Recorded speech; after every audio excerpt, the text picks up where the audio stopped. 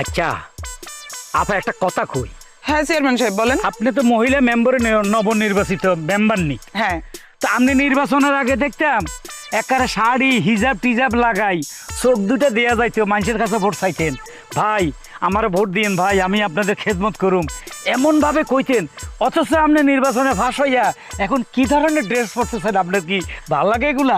আরে চেয়ারম্যান সাহেব আপনি যে কি বলেন না, নির্বাচনের আগে হাতটা করে রাখা লাগে এরকম, হ্যাঁ। নির্বাচনের পরে ঠুস করে হাতটা নামায় ফেলা লাগে, বুঝেন নাই কিছু?